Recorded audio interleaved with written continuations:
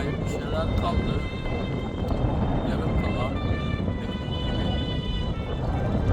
hayata dair bir şeyler eksik kaldı. Arafta gibi. Ve daha vakti geldi çattı.